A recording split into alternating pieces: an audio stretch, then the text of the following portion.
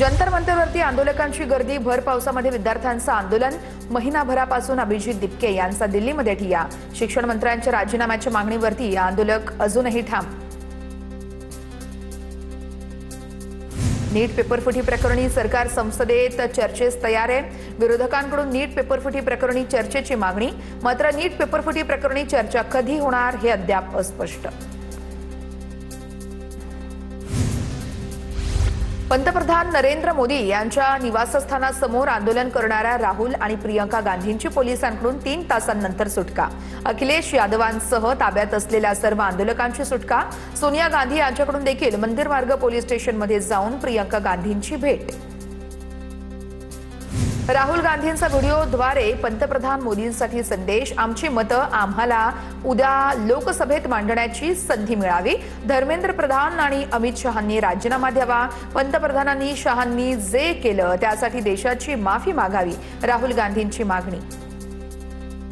काँग्रेसचा लोकशाही चर्चेऐवजी राजकीय तमाशा, केंद्रीय शिक्षण मंत्री धर्मेंद्र प्रधान यांचं राहुल गांधींच्या आंदोलनानंतर ट्विट। राजकीय मतळ्यांसाठी गोंधळ निर्माण करणं काँग्रेसचा उद्देश होता, राहुल गांधींच्या ठिय्या आंदोलनानंतर धर्मेंद्र प्रधान यांची टीका। देशभरातील काँग्रेस कार्यालयांबाहेर आज भाजप आंदोलन करणार। राहुल गांधींचं काल पंतप्रधान निवासस्थानाबाहेरील आंदोलनांच्या निषेधार्थ भाजप उत्तर देणार। राहुल गांधींच्या निवासस्थानाबाहेरही भाजप आंदोलन करणार।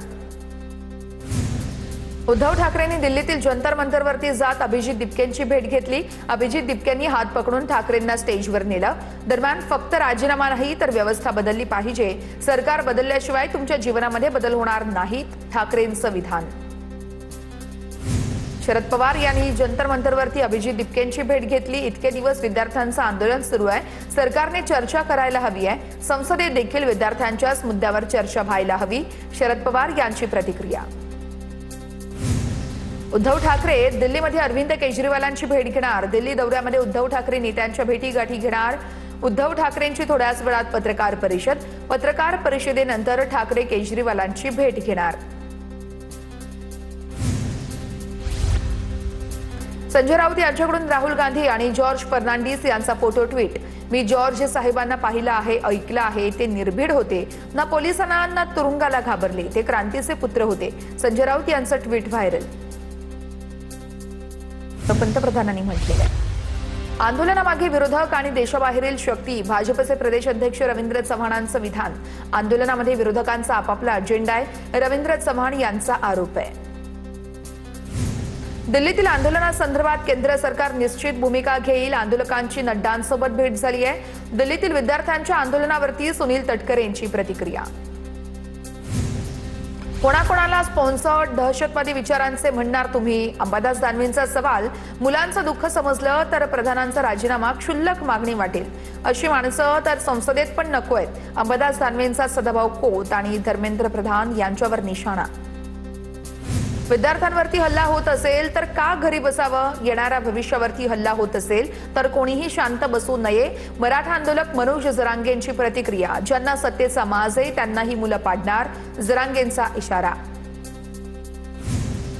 केंद्र सरकार विद्यार्थ्यांवर दडपशाही, हुकुमशाही करतेय। विद्यार्थ्यांवरील लाठीचार्जवरून संदीप देशपांडेंची सरकारवर टीका।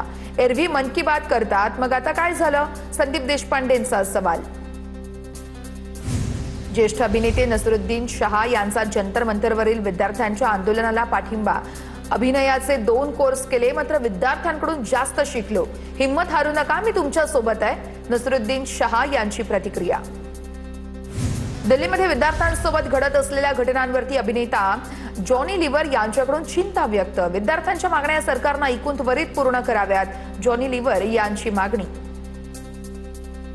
विद्यार्थ्यांच्या भविष्यासाठी जंतर मंतरवरील आंदोलनाला पाठिंबा देणं महत्त्वाचं आहे, मात्र शांततापूर्ण आंदोलनाचा कोणी गैरफायदा घेऊन गोंधळ करू नये, अभिनेत्री प्रीती झिंटा यांचं ट्विट। माझ्या देशातील विद्यार्थ्यांवरती हात उगारू नका, आंदोलनात दरम्यान अभिनेत्री कविता कौशिकची पोलिसांना भावनिक साद आहे। अभिनेत्रीच्या या भावनिक आवाहनाची सोशल मीडियावर तुफान चर्चा होतीये। सभ्यताएं युद्धों से नहीं अन्याय को सामान्य मान लेने से बिखरती है, अभिनेता सुयश टिळक याची दिल्लीतील विद्यार्थ्यांच्या आंदोलनावरती सूचक पोस्ट आहे.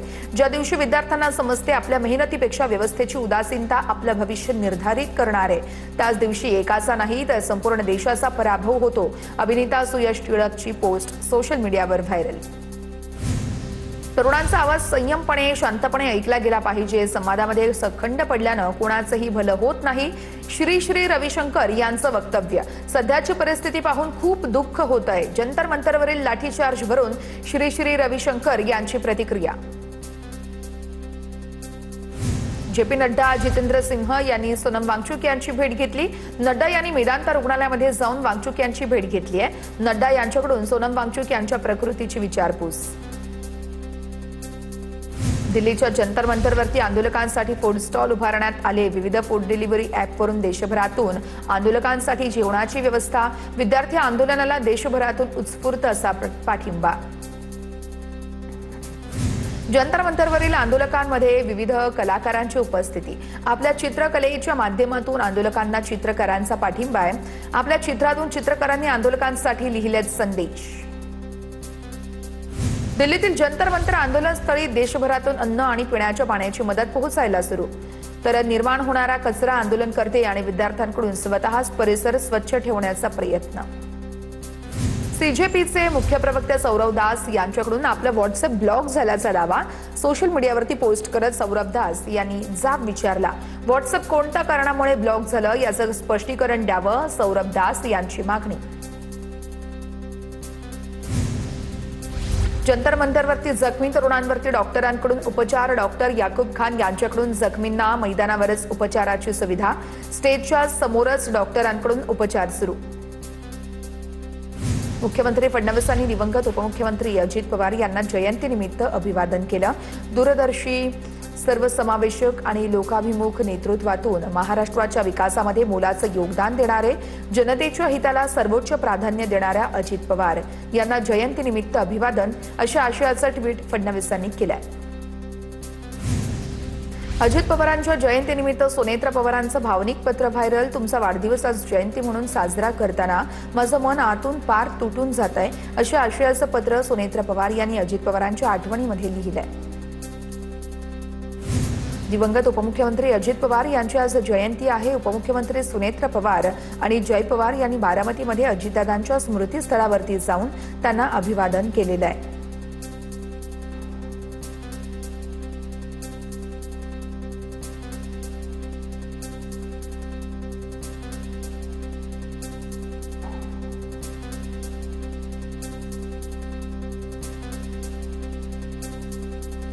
सुनेत्र पवार, जय पवार यांच्याकडून अजित पवार यांना अभिवादन करण्यात आलेलं आहे. उपमुख्यमंत्री अजित पवार यांची आज जयंती आहे आणि त्याच अनुषंगानं अभिवादन करण्यात आलं.